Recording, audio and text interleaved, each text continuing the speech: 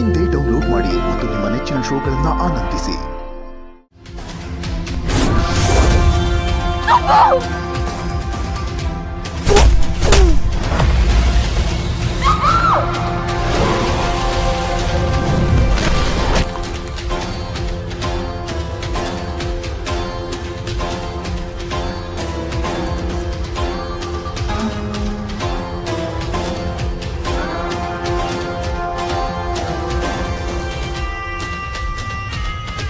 Madam, Subbu ಕತೆ ಮುಗೀತು madam. ಇನ್ ಸುಬ್ಬು ಎದ್ದು ಇವರು ನೋಡ್ದು ನಿಮ್ಮನ್ನ ಕಾಪಾಡೋದು ಸುಳ್ಳು ಮೇಡಮ್. ಏನ್ ಮೇಡಮ್, ಏನದ ಹೇಳಿ ಸುಬ್ಬುನ ಸಾಯೋ ಹಾಗೆ ಮಾಡ್ಬಿಟ್ರಲ್ಲ ಮೇಡಮ್. ನಿನ್ನ ಮುಟ್ಟಿದ್ದೇ ಮಹಾ ಅಪರಾಧ, ಅದಕ್ಕೋಸ್ಕರ ನನಗೆ ಶಿಕ್ಷೆ ಕೊಡಬೇಕು ಅಂತ ಇವನು ಅವತಾರ ಎತ್ತದ ಅಲ್ವಾ? ಅಲ್ಲ ಶ್ರಾವಣಿ, ನಿನ್ನ ಮುಟ್ಟಿದ್ದಕ್ಕೆ ಅಷ್ಟೊಂದೆಲ್ಲ ಹಾರಾಡಿ ಹೋರಾಡಿ ನನ್ನ ಮೇಲೆ ಕೈ ಮಾಡಿದ್ನಲ್ಲ, ಇವತ್ತು ನಾನು ನಿಂಗೆ ಏನು ಮಾಡ್ತೀನಿ ಅಂತ ಗೊತ್ತಾದ್ರೆ ಅವನ ರೋಷ ಉಕ್ಕಿ ಹರಿದು ನನ್ನೇ ಕೊಂದ್ಬಿಡ್ತಾನ. ಶ್ರಾವಣಿ, ಅದೆಲ್ಲ ಸಾಧ್ಯನೇ ಇಲ್ವಲ್ಲ. ಅವನು ನನ್ನ ಕೊಲ್ಬೇಕು ಅಂದ್ರೆ ಅವನು ಬದುಕಿರ್ಬೇಕು. ಇವಾಗ ನೀನೇ ಹೇಳು ಶ್ರಾವಣಿ, ನಿನ್ನ ಮುಟ್ಟಿ ಅವನ್ನ ಚಟ್ಟಕ್ಕೆ ಕತ್ತಿಸ್ಲ, ಅಥವಾ ಅವನಿಗೆ ನಾಲ್ಕು ತಟ್ಟಿ ಆಮೇಲೆ ಬಂದು ನಿನ್ ಮುಟ್ಲ? ಕೂಗ್ಬೇಡ ಡಾರ್ಲಿಂಗ್, ಕೂಗ್ಬೇಡ.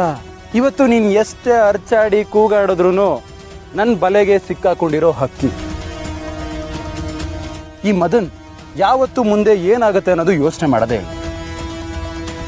ಅದು ಏನೇ ಆದರೂ ನಾನು ಫೇಸ್ ಮಾಡ್ತೇನೆ. ಇವತ್ತು ಸಿಕ್ಕಿರೋ ಅವಕಾಶನ ಕಳ್ಕೊಳ್ಳೋ ಅಂಥ ದಡ್ಡ ನಾನು. ನೀನು ನನ್ನ ಹೆಂಡತಿ ಅಂತೂ ಆಗಲಿಲ್ಲ, ಕಡೆ ಪಕ್ಷ ನನ್ನ ಆಸೆ ತೀರಿಸಿ ನನ್ನವಳಾಗ್ಬೋದಲ್ಲ.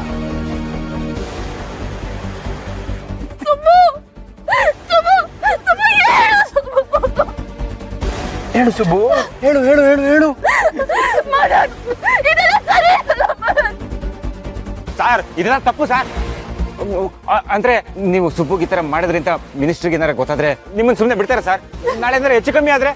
ಲೇ ಮುಚ್ಚೋ ಬಾಯಿ, ನಾನು ಎಷ್ಟು ಹೇಳ್ತೀನೋ ಅಷ್ಟನ್ನು ಮಾತ್ರ ಕೇಳ್ಕೊಂಡು ನೀನು ಬಿದ್ದಿರ್ಬೇಕು. ಈಗ ತಾನೇ ಹೇಳಲಿಲ್ವಾ ನಾಳೆ ದಿನ ಏನಾದರೂ ನಾನು ಫೇಸ್ ಮಾಡ್ತೀನಿ ಅಂತ? ಅಂಗೈಲಿರೋ ಅಪ್ಸರೆನ ಅಪ್ಪಿ ಮುದ್ದಾಡದೆ ಬಿಡೋ ನಾನು. ಶ್ರಾವಣಿ, ಇವತ್ತು ನಿನ್ನ ಅದು ಯಾರು ಕಾಪಾಡ್ತಾರೆ ಅಂತ ನೋಡೇ ಬಿಡ್ತೀವಿ. ಬಾ ಶ್ರಾವಣಿ.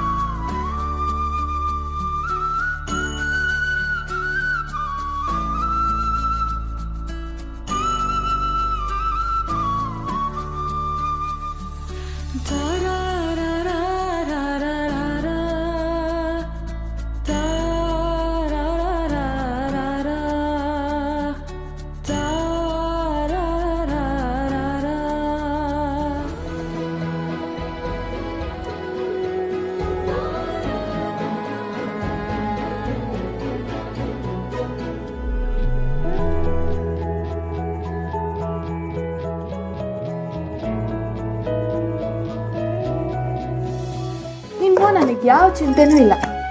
ನನ್ನ ಸುಬ್ಬು ನನಗೋಸ್ಕರ ಇಷ್ಟೆಲ್ಲ ರಿಸ್ಕ್ ತಗೊಳಕ್ ರೆಡಿ ಇರೋವಾಗ ನನಗೆ ಯಾರು ತಾನೇ ಕೆಣ್ಕಕ್ಕಾಗತ್ತೆ ಹೇಳು? ಮೇಡಮ್ ಸುಮ್ಮನಿರಿ ಮೇಡಮ್, ಕೊಚ್ಚೆ ಮೇಲೆ ಯಾರಾದ್ರೂ ಕಲ್ಲು ಹಾಕ್ತಾರಾ? ಮೊದಲೇ ನನಗೆ ಈ ಫೈಟು ಗಲಾಟೆ ಎಲ್ಲ ಬರಲ್ಲ, ಇದೆಲ್ಲ ಇಲ್ಲಿಗೆ ಬಿಟ್ಟುಬಿಡೋಣ ಮೇಡಮ್. ಕೊಚ್ಚಿ ಮೇಲೆ ನನ್ನ ಕಲ್ ಹಾಕ್ತಿಲ್ಲ ಸುಬ್ಬು, ನಮ್ಮ ಮೇಲೆ ಯಾರು ಕಲ್ ಬಿಸಾಕ್ತಿದಾರೋ ಅವ್ರ ಕೈನೇ ಮುರ್ತ ಹಾಕ್ಬಿಡೋಣ ಅಂತಿದ್ದೀನಿ ಅಷ್ಟೇ. ಇದೆಲ್ಲ ನಂಗೆ ಸೂಟ್ ಆಗಲ್ಲ ಮೇಡಮ್. ಯಾರು ಹೇಳಿದ್ದು ಸುಬ್ಬು ಸೂಟ್ ಆಗಲ್ಲ ಅಂತ? ಎಷ್ಟು ಚೆನ್ನಾಗಿ ಫೈಟ್ ಮಾಡ್ತೀಯ ಗೊತ್ತಾ ನಿನಗೆ? ಒಳ್ಳೆ ಹೀರೋ ತರ ಕಾಣ್ತಿದ್ದೆ. ನಿನ್ ಹೃದಯದಲ್ಲಿ ಭಾವನೆಗಳು ಎಷ್ಟಿದೆಯೋ ನಿನ್ ಕೋಪ ಆವೇಶಕ್ಕೂ ಅಷ್ಟೇ ಶಕ್ತಿ ಇದೆ. ಸುಬ್ಬು ಇದ್ರೆ ನನಗೆ ಯಾವ ಚಿಂತೆನೂ ಇಲ್ಲ.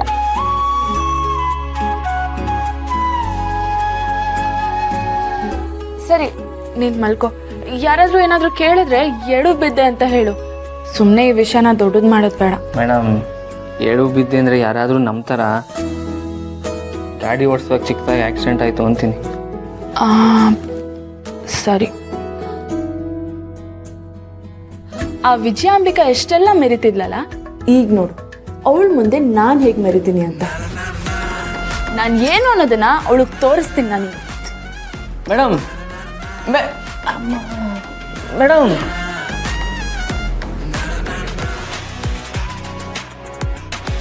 ಏನ್ ವಿಜಯಾಂಬಿಕಾ, ಮಗನ್ಗೆ ತುಂಬಾ ಏಟಾಗಿದ್ಯಾ? ನೀನು ನಿನ್ ಮಗ ಹಾರಾಡ್ತಾ ಇದ್ರಿ, ಆದ್ರೆ ಈಗ ನಿನ್ ಮಗ ರೆಕ್ಕೆ ಮುರ್ಕೊಂಡಿರೋ ಗೂಬೆ ತರ ರೂಮಲ್ಲಿ ಕುತ್ಕೊಂಡಿದ್ದಾನೆ.